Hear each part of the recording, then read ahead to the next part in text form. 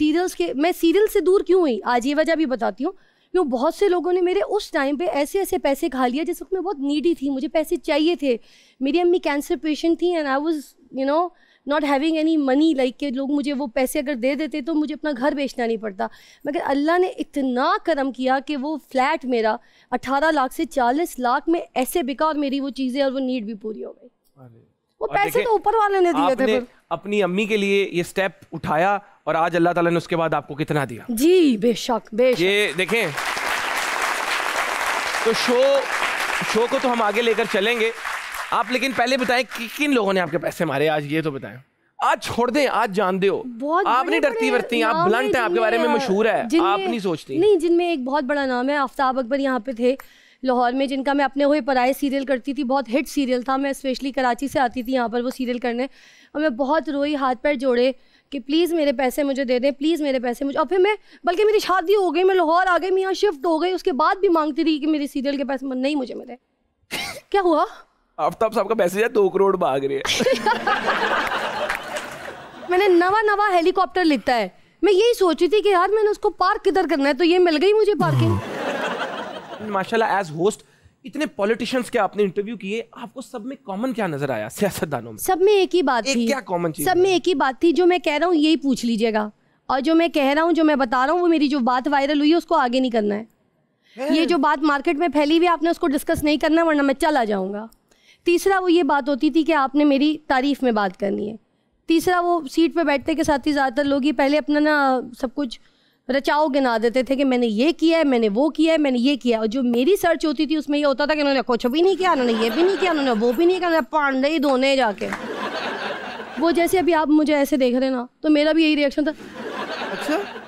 और ज़्यादातर अगर कोई मौका मिल जाए शो के बीच में, कोई ब्रेक में अगर किसी को सेल्फी लेने का, तो सबसे पहले मुझे कहते थे आप बैठ जाए, मैंने खड़ा होना है। भाई अगर मेरा कद लंबा है तो ये अमिताभ बच्चन, जया बच्चन की पिक्चर हो रही है ऐसे। यही चलता था। मैं कहती थी भाई अब अगर मेरा कद लंबा है, दराज है। अच्छा, वो कद की वजह से कह रहे थे कि आप बैठ जाए, वरना ऐसे पिक्चर हो रही है। हाँ, हद कुछ तो ऐसा भी हुआ है कि स्टूल पे रख के कुछ पॉलिटिशियन खड़े होके मेरे से तस्वीर की जाके। कभी ऐसा भी आपने कहा मैं गोदी में उठा ले?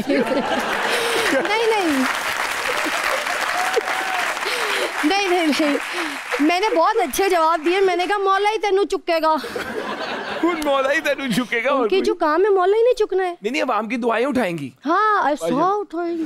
तो मुझे बताएं, अगर आज के दौर में मुल्क के जो हालात हैं, इन सियासतदानों से एक सवाल पूछना हो तो क्या पूछेंगी? आसिफ अली जरदारी, उनसे मैं ये पूछूंगी कि टोपी पहन के झूठ नहीं बोलना चाहिए।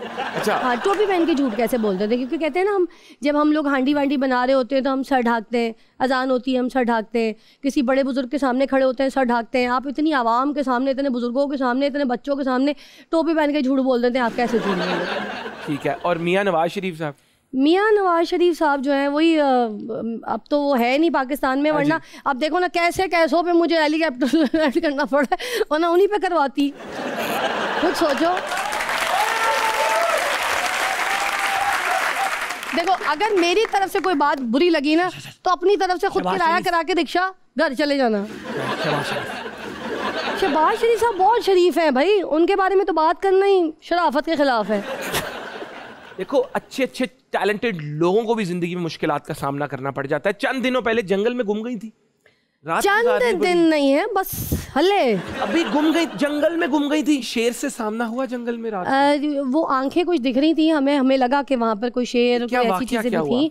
वाकया ये हुआ था कि मैं अपने गाने के शूट के लिए सुफने मैं गई हुई थी, अपनी बेटी को भी लेके, हमने पिकनिक भी, क्योंकि मेरी कोशिश ये होती है कि जब भी मैं अपने गाने की कुछ शूट करूं तो मैं अपने कल्चर को दिखाऊं, मैं अपना लाहौर, अपना पाकिस्तान, अपना पंजाब, अपना पूरा मुल्क दिखाऊं और अपना मुल्क का नाम रोशन। तुम कैसे गई? मैं इसी तरह चली गई ढूंढते हुए, मैंने बड़ा सर्च किया मंगला डैम का। मंगला डैम, वहाँ पे मुझे पता चला, वहाँ पे एक रामपुर जो किला है, वो मंगला डैम से आप 35-40 मिनट की जो बोट पे ड्राइव करके जाते हैं और वहाँ पे पहुँचते हैं, जो कि समंदर, पूरे दरिया के बीच में, और वो आधा डूबा हुआ है। ठीक है, वहाँ पे एक मज़ार भी है जो कि ना वो आधा डूबा हुआ है, मगर उसके अंदर पानी नहीं जाता, कि वो बाबा की तरफ से इजाज़त नहीं है। इतना एहतराम है पानी को भी कि उनके अंदर पानी नहीं जाता। ऐसी ऐसी चीज़ें मैंने देखी। गलती ये थी कि मैंने फोरकास्ट नहीं देखा।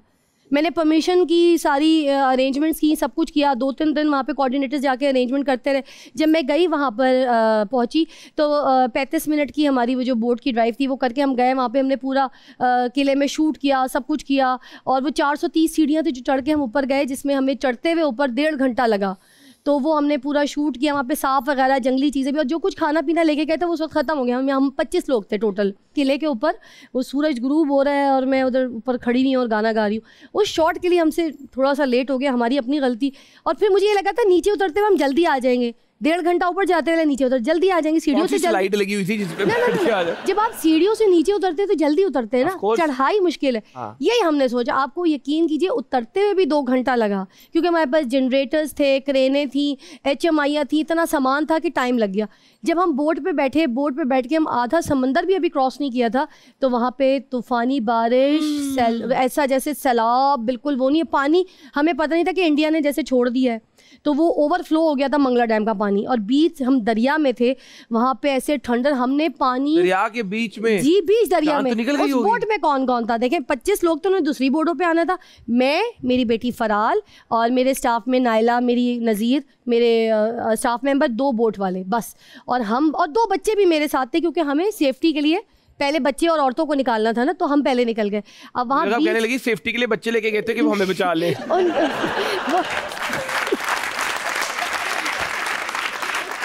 क्लोज कीजिएगा ज़रा, क्लोज कीजिएगा, इसका जवाब सिर्फ ये बनता है।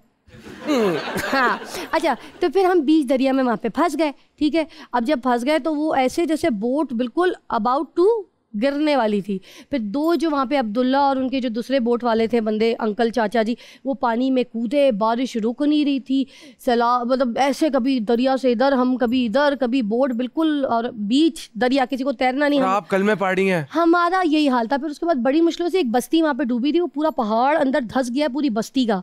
हम मुश्किल से वहाँ पर गए, वहाँ पर 4 घंटा मुसलसल हम अटके रहे। बारिश, तूफ़ान, थंडर बिल्कुल नहीं रुका, और वो पानी के अंदर बोट्स पकड़ के खड़े रहे। हमने अपील की थी, तो उसके बाद ये हुआ था कि वो जो वही बोट पे जो 2 बंदे थे ना, 4 घंटा जिन्होंने इंतज़ार किया, वो हमें किसी पहाड़ के टीले पे ऊपर लेके गए। किसी का घर था, एक औरत और एक मर्द, उन्हें अपने कपड़े दिए, हमें सुखाया, आग के आगे बिठाया, वरना हम तो नीले थे। पानी ठहरा तो हमें ऐसे ऐसे निकाला गया भगा के। बस हमारे पास सेफ एंड साउंड फिजाली इज बैक गाइस।